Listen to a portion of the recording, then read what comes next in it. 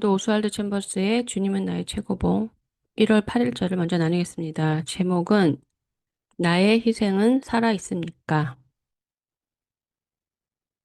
이에 아브라함이 그곳에 단을 쌓고 그 아들 이삭을 결박하여 하나님께서 마지막까지 우리에게 원하시는 것이 죽음의 희생이라고 생각한다면 이 사건은 이러한 생각이 얼마나 잘못된 것인가를 보여줍니다. 하나님이 원하시는 것은 죽음을 통한 희생으로서 우리가 예수님께서 하신 일을 할 수도 있도록 만들기 위함입니다.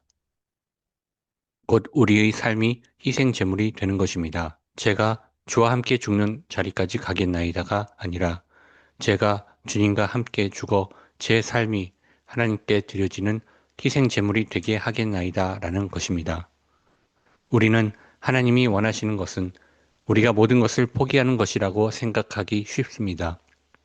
그러나 하나님께서는 아브라함에게 이러한 실수를 하지 않도록 하셨습니다.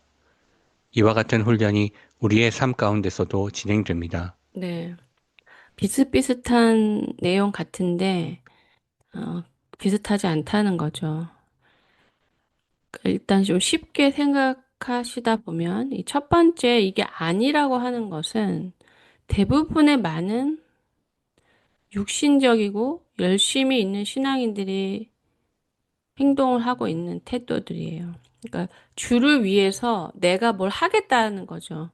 그 마음이 틀린 건 아니에요. 뭔가 은혜를 받았거나 하나님을 알거나 또 사랑을 깨달았거나 진리를 뭐 발견하거나 찾았을 때 요거는 이제 우리가 가야 할 부분의 어떤 이제 시작에 불과한데 여기서 더 깊이 알아야 되는 것은 우리가 이게 피조물인 우리가 하나님에게 뭔가를 해드릴 수 있는 게 없다라는 걸 알아야 되거든요. 근데 요 지식이 없으니까 하나님이 영이시라는 거 그리고 이 구원의 계획이 다 그분으로부터 와서 그분이 이루시는 건데 그 인류 역사를 통해서 예수님을 보내시기 전부터 아브라함을 선택하시고 이스라엘 백성을 선택하시고 메시아가 올 것이다, 올 것이다, 올 것이다 해서 예수님이 오셨고 눈으로 보여주셨고 율법의 완성이 사랑이라는 거, 자기를 희생하는 사랑이라는 것을 예수님의 삶을 통해서 보여주셨건만 우리는 이 여정을 통해서 하나님을 이해하는 게 아니라 그 인간적인 열심으로 빠지는 경우가 많아요. 그래서 그러다 그렇게 하다 보면은 그냥 지쳐요. 네, 사람들이 뭐 이해하는 것도 아니고 인간 자체가 지치고 또 망각에 빠지는 존재이고 언제나 새롭게 샘물이 솟듯이 늘 그 처음의 마음으로 끝까지 할 수 있는 사람은 없어요. 그러니까 그럴 수 있는 존재는 오직 하나님밖에 없습니다. 그래서 우리가 그분을 생명의 근원이라고 하는 거예요. 사람은 변하지만 하나님은 변함이 없으시고 사람은 거짓되지만 하나님은 참되시고 그러니까 모든 좋은 것에 그 본질이 되시는 분이고 우리는 그분과 접속이 돼야지만 어떤 카피가 아니고 흉내내는 게 아니고 그분을 통해서 그게 우리한테 흘릴 수 있도록 한다는 거. 이게 본질이거든요. 그럼 이 여기서 이제 죽겠다는 거죠. 주를 위해 죽겠다. 내가 하나님을 사랑하는 그 사랑이 너무 크고 하나님께 너무 감사해서 뭐 이게 죽음이라는 거는 나의 뭐 전부를 드리고 싶다, 드리겠다, 이런 거잖아요. 근데 그게 아니라는 거죠. 그러니까 이 신앙은 굉장히 조심해서 가야 돼, 더듬어서. 왜냐면 이게 육신적인 지식이라면 그냥 공부를 많이 하고 프랙티스를 많이 하면 되는데 하나님은 영이시기 때문에 또 우리의 그 육신적인 지식으로 하는 거라면은 예수님이 뭐 하러 오시냐고요. 왜 성령이 우리 안에 들어오셔서 우리를 이끄셔야 되며 이런 게 다 필요가 없게 되거든요. 이거를 지식으로 들으셔도 육신적 열심으로 가는 사람은 성령을 의지할 필요가 없어요. 왜냐면 내가 뭘 해야 될지 아니까. 내가 뭐 이 닦아야 되는 걸 아는데 그걸 물어보냐고요. 이 닦을까요 말까요? 세수할까요 말까요? 이건 물어볼 필요가 없잖아요. 형식적으로 뭐 할만 하든지. 근데 이런 게 아니라는 거잖아요. 굉장히 많은 사람들이 오해를 하는 거고, 그래서 저는 이런 것도 질문이에요. 저는 이제 기독교라는 게 뭔가, 그것에 대해서 관심이 많았거든요. 기독교를 좀 알고 싶다, 제대로. 그럼 왜 이 사람들이 열심히 있다가 이렇게 빠지고, 지쳐가지고 나가 떨어지고, 또 시험에 들고 실족하는가. 예, 이런 생각을 또 많이 했죠. 그래서 이제 알게 된 거죠. 굉장히 많이 알아야 된다는 거. 그러니까 지식에 대한 게 아니고 자기 자신에 대해서, 세상에 대해서, 진리에 대해서. 제가 주와 함께 죽는 자리까지 가겠다라고 해도 저도 이걸 못 믿을 것 같아요. 저의 제자라든지, 뭐, 저를 따르는 사람이라든지, 저를 통해서 예수님을 믿은 사람이 너무 은혜를 받아서 이렇게 말해도, 왜냐면 인간은 이럴 수가 없거든요. 그냥 감정에 격해서. 그래서 이걸 뭐라고 하냐면 맹세라고 그러잖아요. 성경을 맹세하지 말라 그러잖아요. 인간은 자신의 맹세를 지킬 수 있는 존재가 안 되기 때문에 그렇다고 해서 어차피 못 지키니까 그냥 기분이 이렇게 업되면은 맹세하다가 어차피 인간은 못 지키니까 못 지켜도 되고 이렇게 되면 안 되는 거예요. 왜냐면 도덕적으로 안 되는 게 아니라 이 맹세라는 것은 어떤 영적인 언약이 돼요. 인간의 말이라는 거는.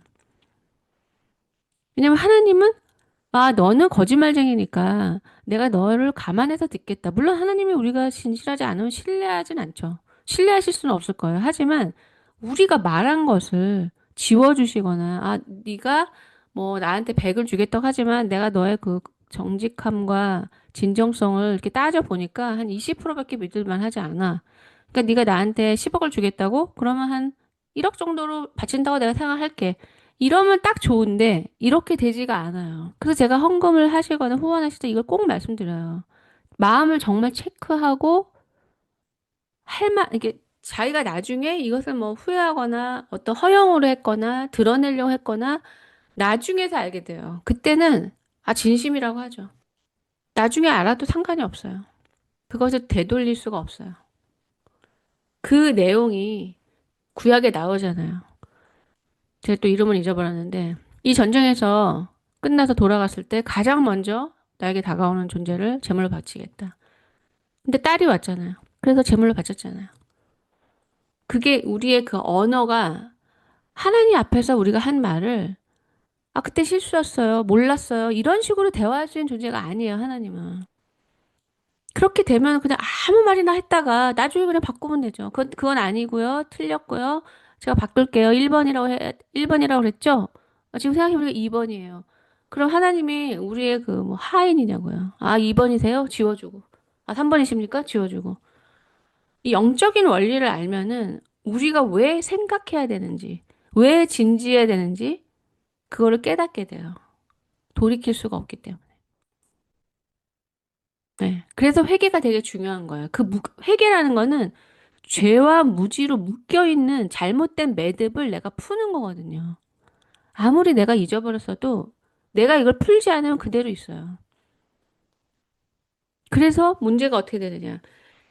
저희 이제 공동체에서는 나르시스트나 뭐, 이기심, 자기중심성, 이게 이제 본질적으로 다뤄지고 있고, 이게 이제 마지막 세대에 갈수록 이런 인간들이 더 많이 양성이 되겠죠. 30년, 40년 동안 이기적으로, 자기중심적으로 다 외면하고 내가 하고 싶은 거, 듣고 싶은 거, 보고 싶은 건 보고 살았어요. 50살에서 예수님을 믿었어요.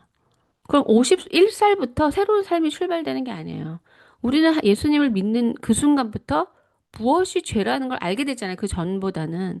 그럼 그 죄를 기준으로 과거에 죄로 묶였던 것들을 풀어야 되는 거예요. 이걸 하지 않으면 내 영적인 상태가 안 변한다고요. 아, 예수님의 보혈로 씻어주셨다며요.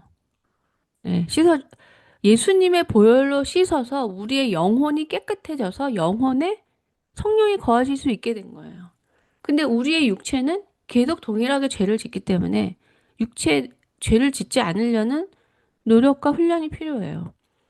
그리고 과거에 욕을 했던 사람은 미래에도 욕할 가능성이 많죠. 왜냐하면 언어 속성이 그렇게 됐으니까 예수 믿으면 그냥 기적적으로 입이 곱게 변하냐는 거죠. 이거를 해보시면은 내 육체에 죄를 지으면 이 내 육체가 죄를 잘 짓는 문법으로 기계화돼 있어요. 뭐 누르지 않아도 자동적으로. 그래서 자기를 믿는 자는 어리석은 자라는 거예요. 왜냐면 생각만 바뀌었어요. 생각에 지식이 조금 들어왔을 뿐인데 다 바뀐 줄 알아요. 그러면 이제 어떤 문제가 발생하느냐. 성령이 우리 안에 들어오시려고 죄를 말씀하시는 거거든요. 더러우니까.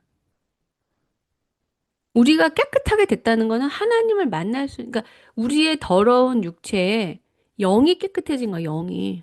근데 영혼에 성령이 이제 들어오시고 우리를 점점 다스리려고 하시는데 예를 들어서 성령은 우리 입을 통해서 진실을 말하고자 하시는데 내 입은 거짓에 익숙해가지고 그 진실이 안 나와요, 입으로.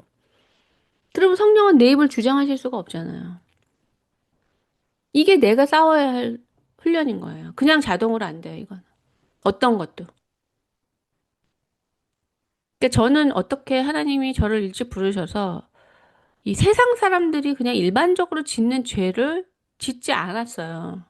그래서 저는 이제 20살부터 거룩해지는 삶으로 간 거죠. 하나님을 그때 만났기 때문에. 근데 아주 뭐 사악한 죄를 안 지어도 그냥 보편적으로 나이가 들고 뭐 인생이 힘들어지면 사람들이 둔감해지고 사랑이 식어지고 거짓돼지고 마음이 두 갈래로만 아니고 뭐 충성심이 없어지고 한 이런 것들이 이쪽 길로 가는 게 아니라 저는 반대로 가게 됐잖아요. 그래서 성령의 마음을 더 알겠는 거죠. 왜냐하면 저는 안 변했기 때문에 저의 관계들이 변한 게 싫죠. 왜냐면 내가 했던 관계는 그런 관계인데 아닌데 사람들이 변한 거예요. 저는 그때 관계를 기억하고 있는데. 그래서 하나님이 우리에게 첫사랑을 잃었다는 책망을 하시는 거죠. 왜냐면 저도 그런데 하나님은 변하지 않는 분이에요. 그래서 우리가 하나님과의 관계가 멀어지는 이유는 우리가 변하기 때문이죠. 생명으로 만나던 분을 지식으로 만나고 지식으로 만나면 하나님을 아는 지식이 이 육신, 이게 생명의 지식이 아닌 지식은 세상을 살아가는데 아무 유익이 없어요. 그분을 인격적으로 만나는 것이 나에게 힘이 되고 안정감이 되고 평화가 되고 천국을 누리게 되는 거지. 아니, 성경에 뭐 팔복 같은 거 아무리 써 있어도 내가 지금 돈 벌고 사는 거에는 아무 의미가 없죠. 그러니까 점점 지식으로 빠진 우리의 신앙은 점점 생명을 잃고 이제 지식마저도 지겹죠. 내 현실을 살아가는데 필요 없는 지식이 돼버리니까. 그러니까 점점 이렇게 세속화가 됩니다. 네, 지금 오늘 본문과 좀 다른 얘기로 제가 좀 많이 갔는데요. 어쨌든, 우리의 의지로 내가 주를 위해서 어떻게 하겠습니다. 이런 거는 다 아니라는 거고, 지금 이 글에는 좀 디테일하게 써 있지가 않아요. 우리는 하나님 원하시는 것은 우리가 모든 것을 포기하는 것이라고 생각하기 쉽습니다. 그래서 이 종교성이 강하신 분들은 이런 행위를 굉장히 잘하고 뭔가 확실하게 보여주니까 뭐 전 재산을 드린다든지 뭐 엄청나게 큰 결단을 한다든지 남들이 볼 때 막 놀랄 만한 이런 것들이 어떤 진정성을 하나님께 보일 수 있다고 생각하고 이렇게 종교성에 빠지는 분들은 어, 좀 건전하지 않게 살아오신 경우가 많다고 봐요, 저는. 전부 다는 아니지만. 그럼 이런 사람들이 어디에 빠지느냐? 이단에 빠지죠. 이단에 빠져요. 그냥 뭔가 확실해 보이고 한 방에 해결될 것 같고 자신의 인생을 천국에 갈 수 있는 한 사람이 된다는 것에 다 거는 거죠. 어리석게. 그러면 진짜 내가 그 이단에서 말하는 게 사실일지 아닐지 당신이 어떻게 알고 나를 그렇게 말하냐고 할 때 진짜 신앙은 과정도 중요해요. 지금 굉장히 정욕적으로 하고 있잖아요. 정욕적으로. 아주 쉬운 방법. 돈만 다 내면 천국에 갈 수 있대. 과거가 다 해결된대. 이런 식으로 갈 수가 없어요. 하나님의 나라는 아무리 인간이 급해도 하나님의 시계는 동일한 시간의 길이로 가고 있습니다. 하나님께서는 아브라함에게 이러한 실수를 하지 않도록 하셨습니다. 그러면 이 아브라함은 어떻게 실수를 안 했을까요? 하나님과 교제했던 사람인 거죠. 하나님의 음성을 듣는 사람이었어요. 제가 우리 공동체 지금 시작하고 한 뭐 5년 정도 됐죠? 5년이 더 됐네요. 제일 많이 말씀드린 게 귀가 닫혀 있다는 거예요. 그러니까 귀가 닫혀 있는 사람은 100% 여기서 하지 말라는 그 사람에게 속해 있는 거예요. 내가 무엇을 해야 될지 아는데 왜 귀가 열려야 됩니까? 내가 알면 그냥 하면 되지. 그러니까 귀가 닫혀 있어요. 그러니까 내가 생각해서 하는 게 아닐 수 있다라는 생각 자체가 안 되는 게 교만한 사람들이에요. 아니, 내가 이렇게 열심히 하는데, 내가 얼마나 경험이 많은데, 어떻게 이게 아닐 수 있어? 아니죠. 왜냐하면 하나님은 어떤 일을 하느냐가 중요한 게 아니라 그 사람이 아무리 세상 사람들이 볼 때 훌륭하고 엄청난 업적을 남겨도 그 사람이 믿음으로 한 게 아닌 거는 육신의 열매거든요. 그러니까 하나님이 우리가 잘하는 거, 능숙하게 잘하는 거, 회계사한테 돈 맡기는 일은 절대 안 하시죠. 왜냐면 회계사가 그 사람이 돈을 관리하는 한 자기가 어떤 인간인지를 알 수가 없어요. 항상 하나님이 우리가 하나님을 도와드리는 게 아니라 하나님이 우리에게 하라고 하시는 일은 항상 나의 한계를 내가 볼 수 있는. 아, 내가 이렇게 내가 수학을 굉장히 잘해서 내가 공부를 잘하고 머리가 막 돌아가는 사람인 줄 알았는데, 아, 내가 국사를 해보니까 정말 안 된다. 난 이건 진짜 안 된다. 나에게 이런 영역이 있구나. 이런 것들을 알아가게 하시는 거예요. 근데 이런 건 하나도 안 듣고 계속 하나님 앞에 이거 잘했죠? 이거 저 이만큼 할 수 있어요? 라고 하는 거 열심으로 하니까 다 유괴 일이 되는 거고, 그렇게 하다가 듣지도 않고 하다가 지쳐가지고 시험에 빠져요. 또. 자기 혼자 열심히 죽기까지 죽도록 살다 하다가 어느 순간 이제 회의에 빠지는 거죠. 뭐 해봤자 내 인생 낭비고, 10년 그렇게 해봤다고 해보세요. 얻은 것도 없고, 뭐 하나님도 잘 모르겠고, 대가도 없고. 그러면 이제 거기서 회의에 빠진 크리스천들도 굉장히 많아요. 다 자기가 잘못 간 거예요. 물론 그 사람이 잘못 가려고 한 건 아닌데, 기독교를 가볍게 생각한 거죠. 기독교는 길이 예수님이라니까요. 길이 예수님이에요. 내가 예수님이 아닌 이상 내 생각에서 생명의 길을 알 수 있는 가능성은 없어요. 그래서 우리가 해야 될 건 복종을 해야 돼요. 내 생각을 내려놓는 복종을 통해서 성령의 생각이 내 안에 들어오는 것이 진짜지. 아무리 내가 똑똑해도 하나님의 생각과 비끄부리해서 요번에는 내 생각이 좀 분별이 될 수 있을지 않을까? 절대 그러지 않아요. 그러면 저한테, 그럼 당신은 어떻게 분별을 하냐고 물어보신다면은, 제가 어떤 분별을 하기까지는 수없이 제 생각이 아닌 것들을 실제적으로 내려와서 인간이 가지 않은 길들을 가본 이 경험들로 인해서 아는 거예요. 제가 만약에 어떤 거를 10가지로 분별한다면 최소한 10번 이상은 일반 사람들, 보편적 사람들이 가지 않는 길을 가보고 나서 하나님은 아, 이만큼 사람들의 생각과 다르구나를 알게 된 거죠. 그럼 그 길은 굉장히 특이한 길이냐? 아니죠. 매번의 길은 나의 어떤 것들을 내려놔야 하는 길이에요. 내 자존심을 내려놓는 길. 내 뭐 돈이 힘이면 내 힘을 내려놓는 길. 난 영어 잘하는데 영어 잘 가르칠 수 있는데 하나님이 내가 제일 못하는 국어 가르치라고. 혹은 수학. 그래서 맨날 낑낑매면서 하나님을 의지해야 되는. 그렇게. 또 하나님은 어떤 길을 갈 때, 뭐 24번 버스를 갔어요. 24번 버스 타고 5번 내려서 5분 걸어가고. 이제 다 알아요. 그럼 하나님은 그 방법이 아닌 걸 하도록 또 만드세요. 분명히 이렇게 하면 됐는데, 어떤 때는 이게 안 돼요. 더 이상. 새로운 거를 개척하라는 거죠. 그거는, 이거를 통해서 알 수 있는 건 뭐냐면, 하나님은 어떤 일의 결국이 아니라, 그 촘촘한 과정을 통해서 하나님을 알기를 원하시는 거예요. 하나님은 어떤 문제를 100가지로 해결하실 수 있는데 우리는 딱 하나를 찾은 그걸로 평생 하려고 하는 거죠. 그래서 게으를 틈이 없어요. 그럼 이제 하나님과 교통하는 사람 알아들어요. 아, 하나님 뭔가 다른 새로운 시도를 하라고 하시는구나. 새로운 시도에는 지식이 생기죠. 지혜가 생기죠. 하나님을 더 알게 되죠. 근데 이것이 일반적인 사람들은 빨리 일 처리해놓고 이제 쉬고 싶잖아요. 그 약삭 빠르게 하는 게 아주 잘하는 거잖아요. 근데 이 길에는 빨리 해봤자요. 어차피 딴 거 해야 되고, 또 새롭게 해야 되고, 쉴 틈이 없어요.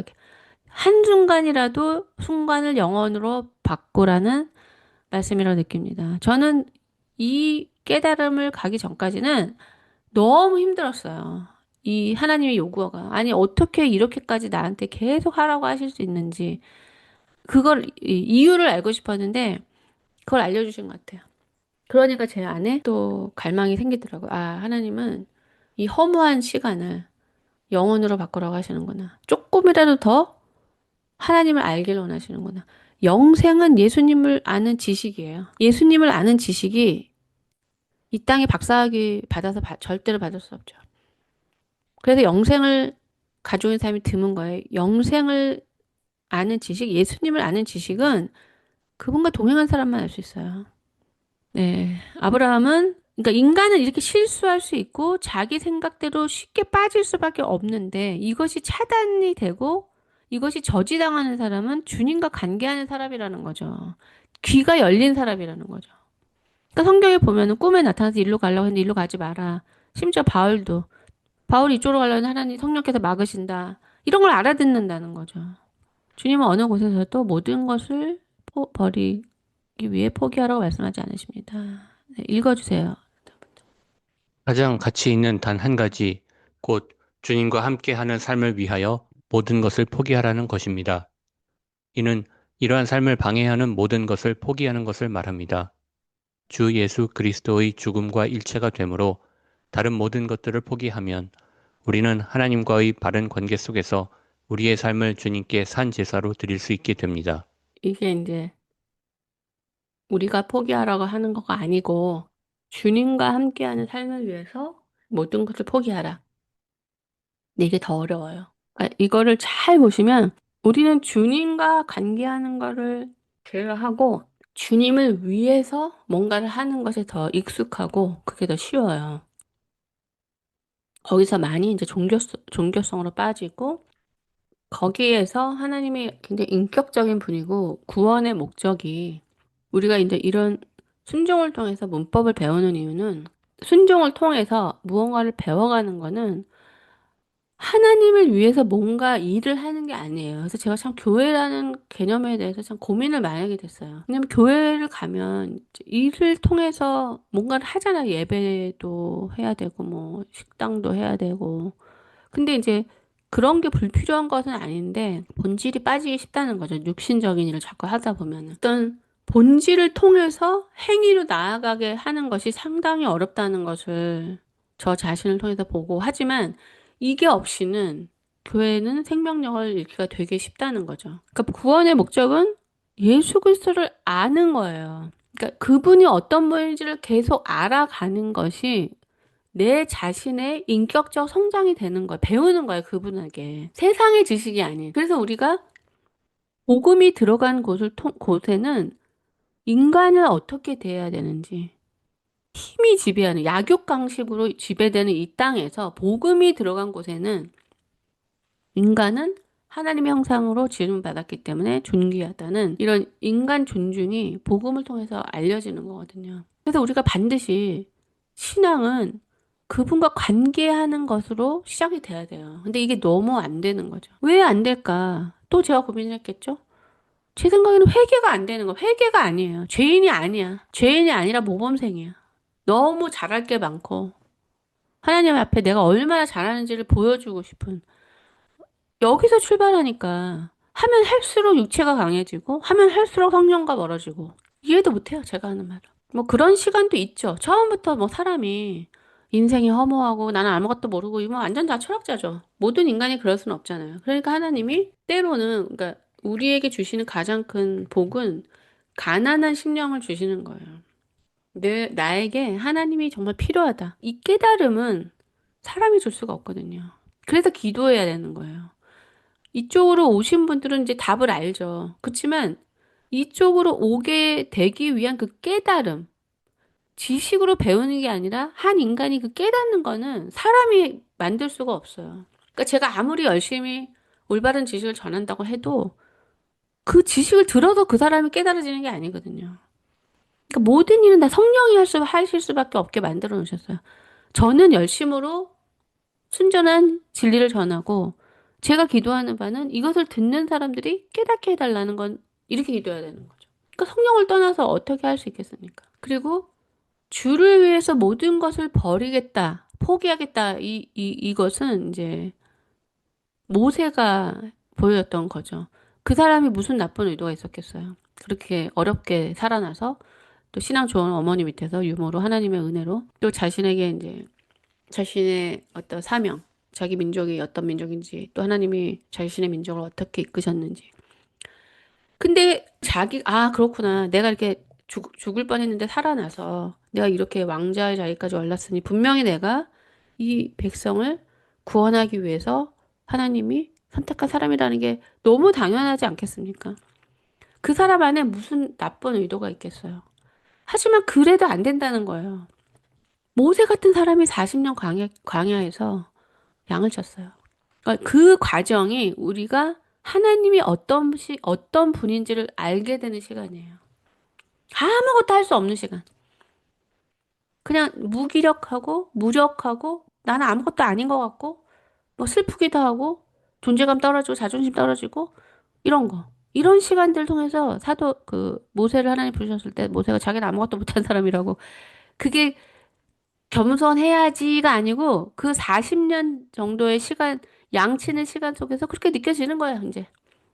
내가 이제 80살이고 뭐 아무것도 못한다. 난 양치는 것밖에 못한다. 하나님은 그런 시간까지 가야 사용하세요. 그래서 저희 공동체도 30년 지나서 시작된 거예요. 저는 뭐 이런 거를 하려는 마음이 없었어요. 저에게 가장 중요하고 유일한 목표는 그 진리를 알고 싶은 거예요. 그 마음을 하나님이 저한테 넣어주셨어요. 그래서 그거를 알고자 하는 실험을 제 인생을 통해서 아주 정직하게 한 거죠. 남의 실험은 뭐 믿을 수도 없고 내가 잘 모르고 뭐 똑같은 질문을 가질 거라고 생각하지 않기 때문에. 그리고 지금도 계속 실험 중이에요. 저희 공동체를 통해서. 어떤 거예요? 내가 어떤 식으로 복음을 전해야 사람들이 어떻게 반응한다. 이런 거죠, 또. 예. 그냥 사람들은 뭐 강요하고 막 또 요구하고 막 이러잖아요. 그게 아니라 그 뭐 목자가 어떤 식으로 해야지 양들에게 그 마음의 그 동의가 일어나고 목자를 따르게 되는가. 저는 지금 이제 가고 있으니까 그런 것도 관찰하는 거죠. 네. 주님을 위해서 모든 것을 바치겠다고 하는 것에는 자기 의가 빠지기가 어려워요. 아주 위험해요. 사실적으로. 내가 내 의를 위해서 하겠다고 한 건 아니에요. 그러니까 여기서 뭐 헌금을 하시든지 뭐 헌신을 하시든지 저 자신을 포함해서 처음에는 진짜 순전하게 했어요. 근데 이상하게 헌신이 깊어지고 그럴수록 교만해져요. 그거 왜 그런지 모르겠어요. 모든 사람이 다 그래요.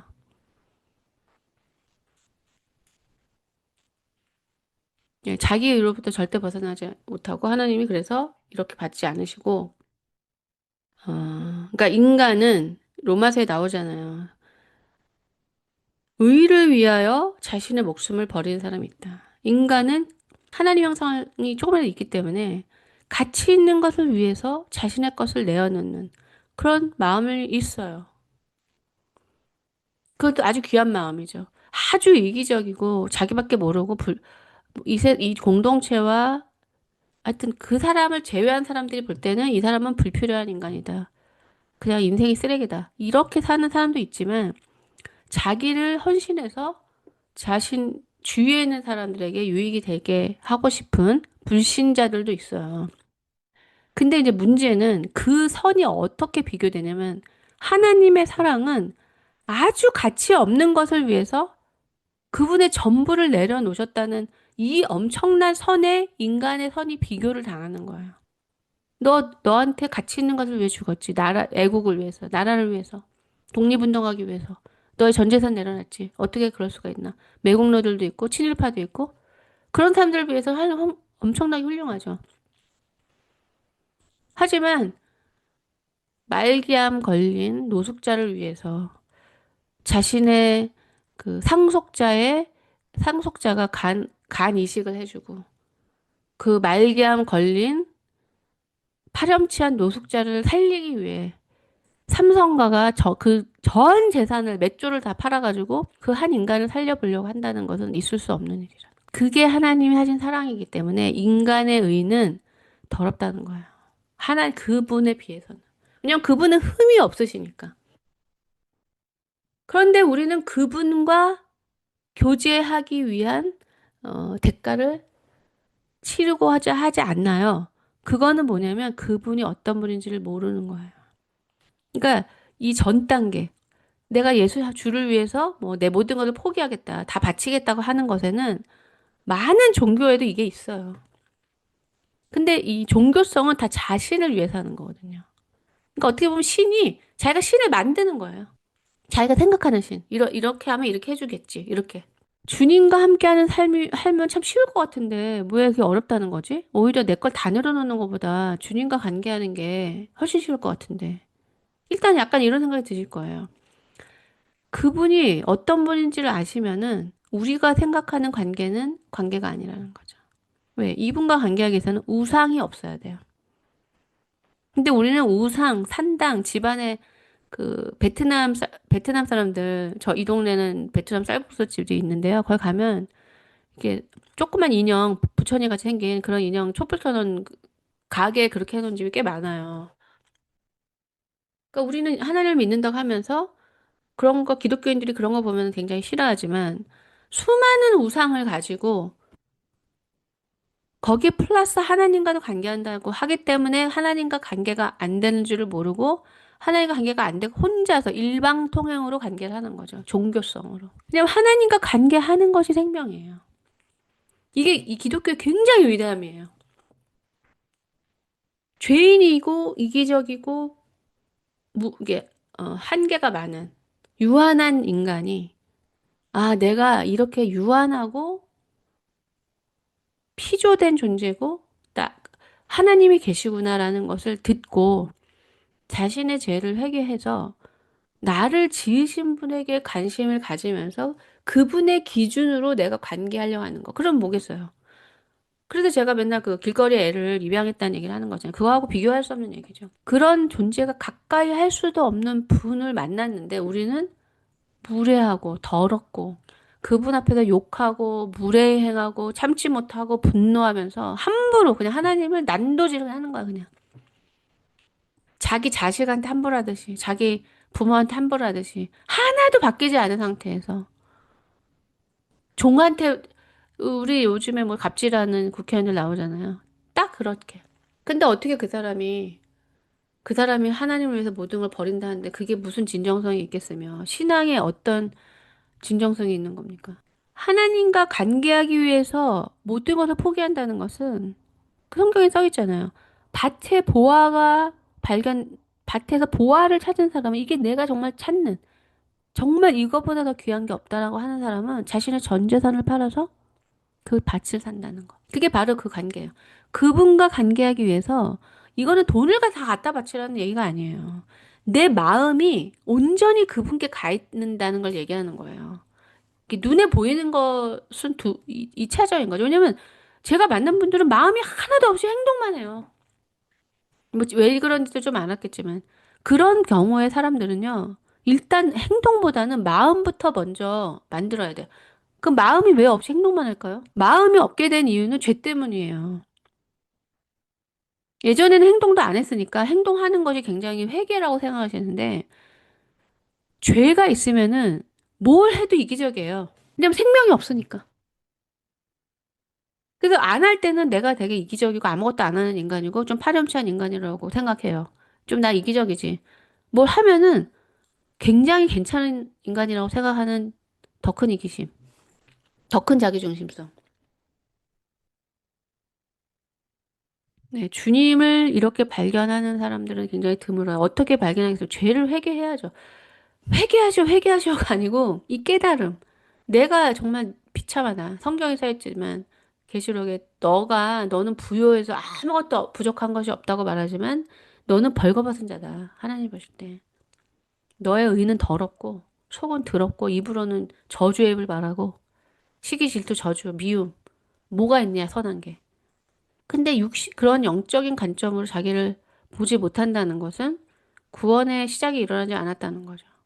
예, 이거는 하나님이 우리를 이렇게 뭐 발가 벗기셔가지고 봐, 너 빨개 벗었지? 너 아무것도 없어. 이렇게 되는 게 아니고 복음이라는 거는 인간의 지각으로 뭐, 뭐 예수천국 마귀주옥 사람들이 싫어하는 이런 소리를 들었다 하더라도 그 두 센텐스 속에서도 내가 죄인이야.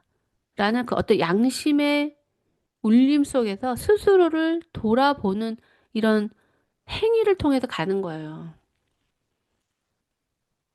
예. 그러니까 인간의 지정의를 작동하도록 만드셨어요, 스스로. 주님이 귀하니까 그분에게 맞추기 위해서 내가 바뀌는 게 회복인 거죠. 그래서 우리가 일을 할 때 이제 우리는 일을 하면서 열심히 해가지고 자기가 칭찬받으려면 자꾸 이런 식으로 가는데 아주 이 과정도 제일 이제 유익한 게 자기 죄를 보는 거예요. 그것이 저한테도 계속 유익했어요. 그러니까 제가 오랜 시간 혼자 많지는 않은데 사람들을 겪으면서 굉장히 다 힘들죠. 자기 마음대로 사는 사람들 속에서 내 마음대로 하나도 못하고 자기 마음대로 하는 그 죄인을 받는 게 쉽냐고요. 그 시간을 그렇게 오랫동안 할 수 있었던 것은 그 과정 속에서 제가 저 자신을 보면서 회개하게 됐기 때문이거든요. 내가 하나님 안 믿었으면 저렇게 행동하겠구나. 저랬을 거야. 내가 주님을 몰라면 저렇게 하겠구나. 그래서 오히려 받는 자의 복. 힘들어도 저렇게 안 살고 복음으로 이끌려서 이렇게 회개하게 되는 게 더 낫다라는 생각을 계속 했다니까요. 네, 가장 어려운 거예요. 쉬워 보이지만 내가 주님께 다 들이댔다는 것은 허영이거나 자기의거나 거짓일 경우가 많고 비현실인 경우가 많고 이런 경우는 굉장히 자기 사랑에 충만한 경우가 많아요. 주님과 관계하기 위해서 모든 것을 포기하는 것은 주님이 가시는 곳에 내가 있겠다는 결단이에요. 그러니까 그분이 얼마나 귀한 분인지 그분과의 관계를 생명처럼 여기지 않는 사람이 이걸 할 리가 없죠. 예수님이 침뱉음을 당하셨으면 내가 그 자리에 있는 거예요. 예수님이 모욕을 당하셨으면, 나 저 옆에 있다가 나도 모욕 당하겠네? 옆으로 싹 피해다가 그 상황이 없어지면, 주님, 힘드셨죠? 이런 거는 관계가 아니죠. 뭐, 너 그렇게 하면 나 너한테 너랑 관계하는 거 아니라고 할 거야. 주님이 그렇게 말씀하시지 않아요. 왜냐하면 그분을 아는 존재는 그렇게 할 수가 없어요. 그분 안에 내 생명이 있고 다르게 살 이유가 없으니까. 여기서 있잖아요. 주 예수 그리스도의 죽음과 일체됨으로 다른 모든 것들을 포기하면 우리는 하나님과의 바른 관계 속에서 우리의 삶을 주님께 산 제사로 드릴 수 있게 됩니다. 이건 아주 쉽게 말씀드립니다. 어떤 일을 할 때 우리가 미성숙할 때는 자기 뜻을 다 하나님 뜻으로 이렇게 둔갑시키는 경우가 많아요. 교회에 그런 사람들이 아주 많아요. 근데 그거는 왜 그렇게 되냐면 내 뜻이 가득하기 때문이야. 그럴 때는 하나님의 뜻이 들어올 틈이 없어요. 그래서 삶의 어려움, 고통, 고난을 겪으면서 하나님이 그런 걸 다 인도하시죠. 내 뜻이 내려지도록, 버려지도록, 깨닫도록.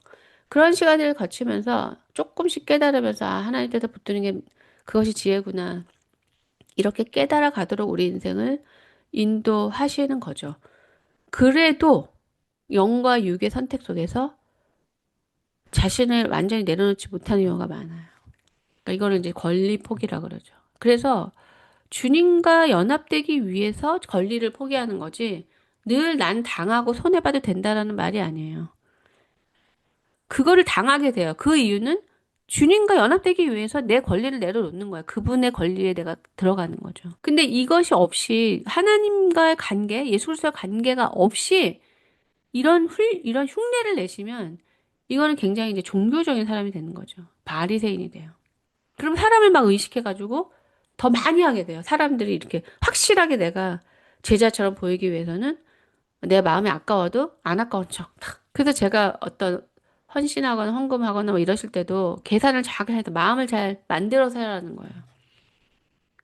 왜냐면 내가 뭐 100만 원 헌금했는데 사람 의식해가지고 저 사람 믿음 좋은 사람이야? 이런 말을 듣고 싶어서 했어요. 근데 아니야, 아니야. 그런 건 아니야. 라고 생각했는데 나중에 보니까 그거예요. 그럼 그건 하나님이 함께 합당한 게 아니게 되는 거예요. 그러니까 마음을 이렇게 생각을 바꾸고 그래서 제가 그 빚을 갚는다라는 개념이 굉장히 유익했거든요. 사실 맞고.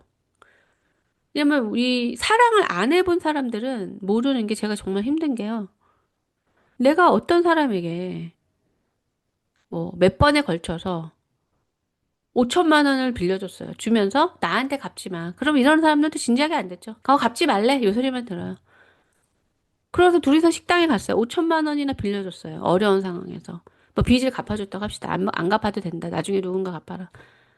근데 이 식당에 갔는데 제가 돈을 빌려준, 그래서 빚을 갚아준 그 사람이 저한테 너 왜 밥값을 똑바로 안 내냐고 이렇게 말한다면, 미안해. 내가 500원 들랬네? 이런 말이 나오겠냐고요. 아니, 내가 너한테 5천만 원이나 해줬는데, 이자만 따져도 얼마, 그게 뭐 꼭 받으려고 하는 게 아니고, 그거 어떤 은혜를 줬는지 알면 지금 네가 나한테 500원 안 냈다고 계산 정확하게 하는 게 맞아? 이런 생각이 드는 거죠. 그렇게 말하면 왜 또 따지냐고 그러고 왜 화를 잘 내냐고 이래요. 그러니까 사랑을 해보지 않은 사람은 받은 것에 대한 계산이 전혀 없어. 진짜 너무 이게 이해가 안 돼요. 사랑 구실을 못 하는 거죠. 받은 걸 당연하게 여겨요. 자기는 하나도 안 하면서. 이런 사람이 어떻게 복을 받겠어요? 그러니까 사람들이 오해하는 게 하나님은 은혜다, 은혜. 은혜 공짜야. 절대 이러지 마, 공짜야.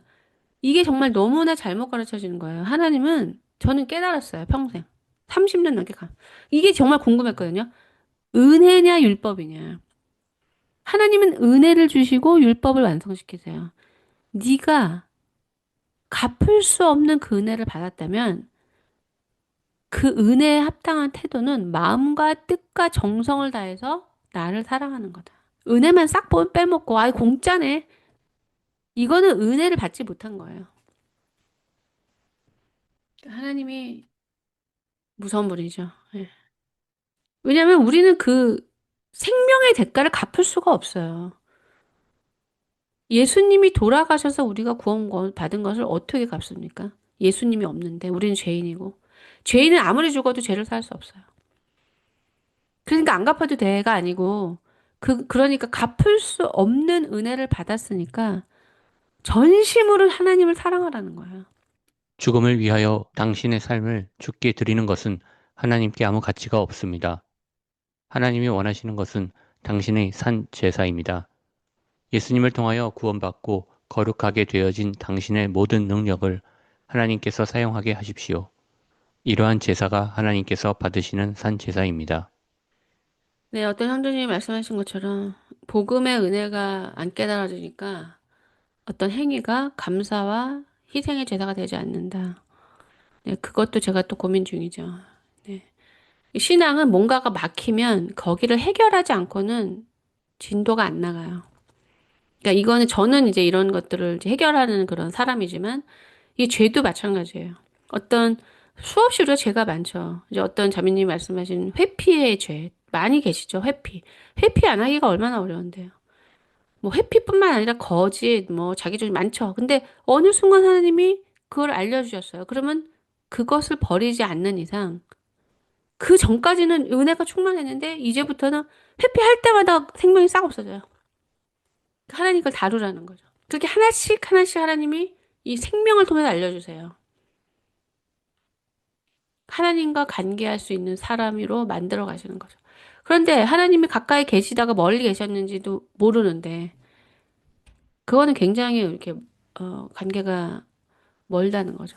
하나님이 따뜻한 그 충만한 생명을 좀 멀게 하시면 그분이 좀 멀어지심으로써 우리에게 메시지를 전하시는데 전혀 못 알아들어요. 그 정도로 관계가 둔탁하면은 티칭을 받지 못합니다. 그럼 왜 그럴까요?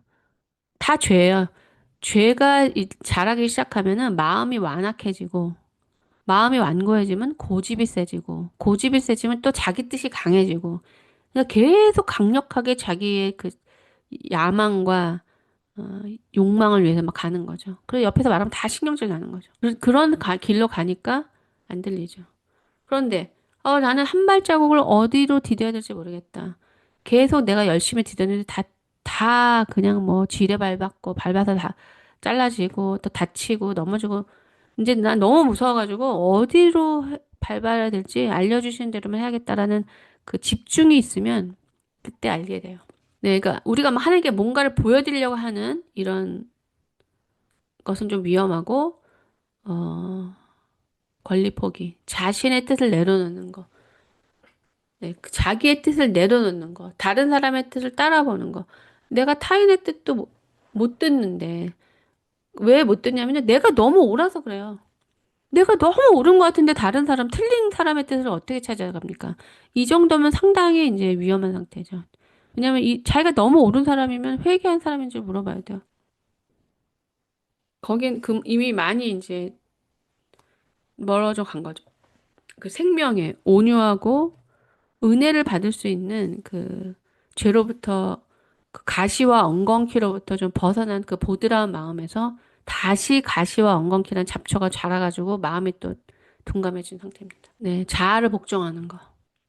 이게 제일 어려운 일이고요. 이게 제일 중요한 일이고 이 자아가 복종되는 그 자리가 진짜 내가 죽는 자리고 예수님이 사시는 자리입니다. 네, 이상으로 1월 8일자 주님은 나의 최고봉을 마치겠습니다.